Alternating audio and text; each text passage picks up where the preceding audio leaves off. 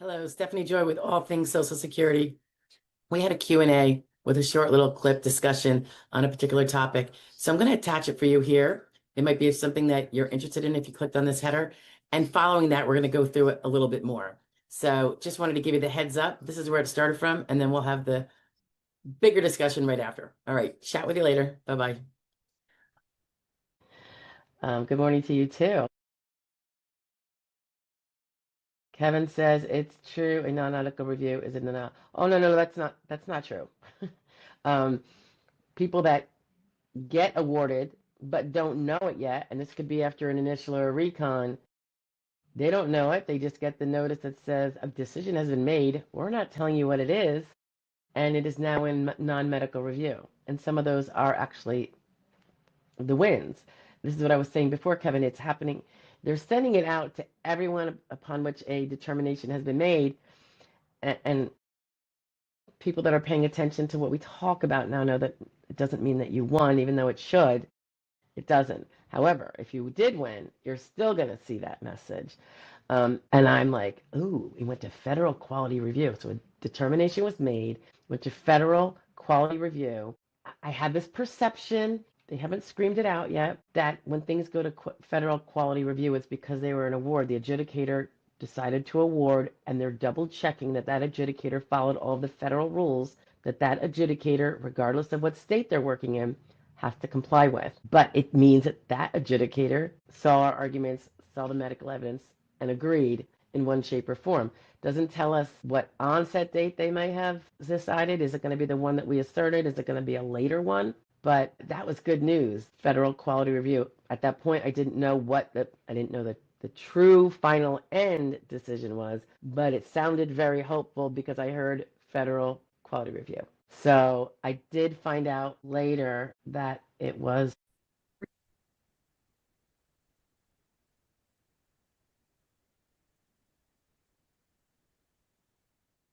Good afternoon. Okay, I am getting this in here. This is not something that comes up in my workday, but I'm just adding it today because I'm here and I can. And someone has been asking me more than once, and I apologize for not being able to do this quicker, but my days are really long and I'm actually here on a weekend doing this because I was here for another reason, case related. So anyway, the question was about what is quality review? In a nutshell, it is, as I understand it, kind of a random audit that occurs often on initial. I don't know if it only applies to those that adjudication has deemed to be worthy of award, or if they also audit, I'd like to think so, adjudications that have deemed someone worthy of a finding of not disabled, right? So let's assume it goes both ways. But, I can't say for sure. So there is a page, I'm going to link it down below or in the description, where they talk about quality review process. And they do clarify that the federal quality reviews, that they're national reviews of the disability determination, so that's what happens after your case has gone up for medical workup, involves only certified electronic folders, those cases. I suppose that would be as opposed to paper files, which we don't see much of. And when we do, it's very annoying. But, since I started doing this 20 years ago, things were paper back then. And boy, was that a whole different, ball game compared to what it is now. So anyway, for some reason, they only limit it to those. I don't really understand that. Maybe it's because of I don't know. So they say that prior to effectuation of a determination. So this would likely then, I believe, occur before you're even notified of what the DDS has said. Now, I bring up this and I wonder if it's related. Let's say I haven't heard anything lately on a case and it's been up at DDS, that's the medical workup through the state agency, and I contact her or him about something that would be the adjudicator, and they say it has been completed and sent to the SSD, whatever, they don't really tell you what the result is. They obviously know it because they issued it. And I wonder if that's because when they send it back, it could still maybe at that point get caught up as one of those audits. I had heard years ago that the audits were random and that it was at a rate of about 13%. So there was 13 out of 100 would get this audit review. I've had many cases that have gotten it. And fortunately, as far as I know, the ones I've heard about were not denied. So by and large, I suspect that the auditors find that the adjudicators are not making a grave error in their adjudication. But there's some things you should know because they clarify a few things. So I'm just going to go through it as they describe it because it's a little wordy for me. So when the case is selected for federal quality review, the adjudicating component, so that's where it was with your adjudicator, the person who was sending you, we want a function report, we want a work history report. I have some questions about your treatment.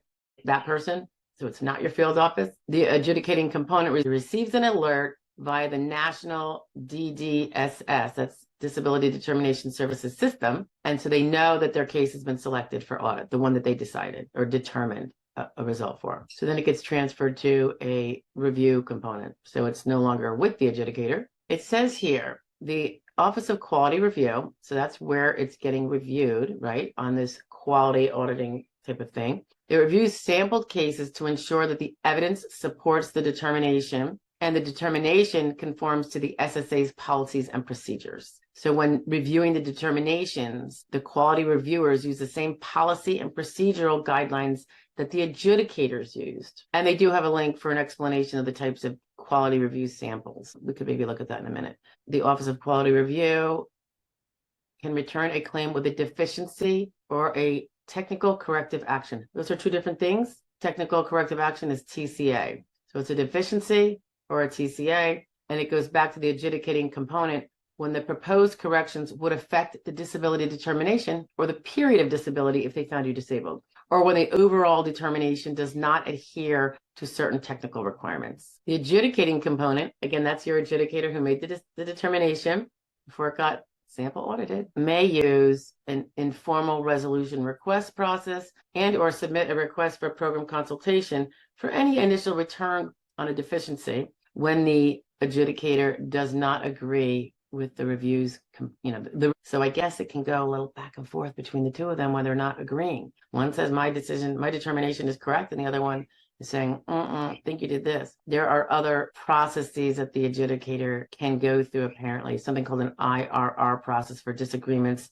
that involve technical corrective actions, those TCAs. However, they can't submit TCA disagreements to the place where they send certain things for a request for a program consultation. That's all like technical stuff in their background, so I don't really care about that too much. They do give descriptions of what the deficiencies can be, and they overall say that a deficiency would be a very specific instance of non-compliance with SSA policies and procedures. So from a claimant perspective, you're not going to have any clue if the adjudicator complied or not complied with SSA policies and procedures when you're going through this. You're just not going to know. So the quality review people categorize the deficiencies as either group 1 or group 2, according to their impact or the potential impact on the determination that was made. And they are either decisional deficiencies or documentation deficiencies. Interesting. I mean, it's a little dry, but anywho, this link I'll give to you shows you group 1 deficiencies, group 2 deficiencies, and there's a link to the TCAs, technical corrective action. I'm just curious about this other link. Bear with me. It's about the types of, let's see. It says that the QA, that's a quality assurance review, measures the accuracy of the adjudicator's disability determinations to determine performance accuracy. Okay. Obviously, they need to do that. That's why there's probably that sampling. Pick out a bunch and see what percentage of those are, erring. And then they have some place to go to try to figure out how to correct that, right? And get that improved. So SSA conducts pre-effectuation reviews, remember pre-effectuation before they take effect, to meet the statutory requirements under the Social Security Act. The Act requires the SSA to review at least 50% of favorable Title II and concurrent with Title 16 initial and reconsideration determinations made by adjudicators on a pre-effectuation basis. Wow. So it's 15% of favorables. 50. So much for the 13. What if that changed? I heard that way back when I was a youngster in this whole scheme. And by the way, Title II is Social Security. Title 16 is SSI. It says the Act also requires the SSA to review at least 50% of favorable. Well, we just said that. I don't know why they're repeating it. All right, I'm going to pass over that. And guess what? Qualified government employee disability claims, disabled worker, disabled widow, and child with disability are also subject to pre-effectuation reviews. Other quality reviews include, let's see, Targeted denial review.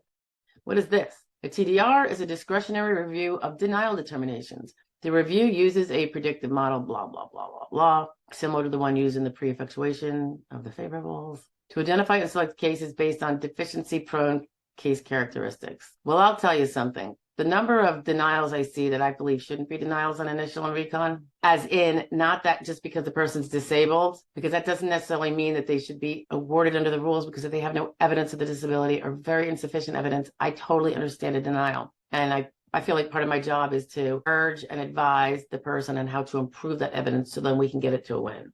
I have a lot of those cases. They've got zippity-doo-dah. But I know from talking to them and what's going on with them that they are indeed disabled from performing any job full-time.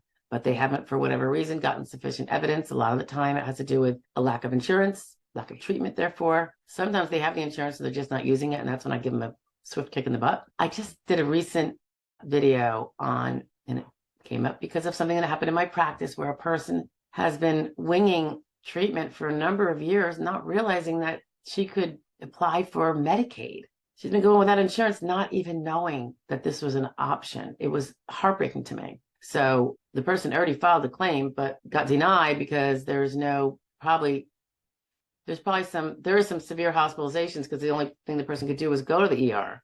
But that is not going to paint the whole picture of what the life is like in between, which is really important in a disability claim. So one of the things that I've agreed to work with the person on is to get that Medicaid going.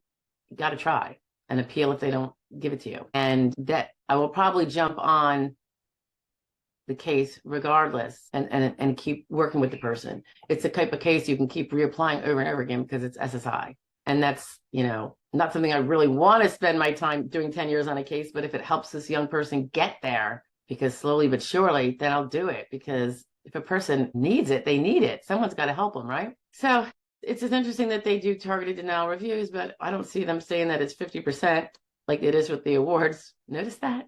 There's a disability hearing officer review. So the Office of Quality Review reviews continuing disability review decisions made by that entity prior to effectuation. So these last two I've mentioned, the targeted denial review and the disability hearing officer review, are these discretionary reviews. So they're not apparently, and I would call me suspicious, but I'm thinking they probably not only happen far less than the review, the 50% review.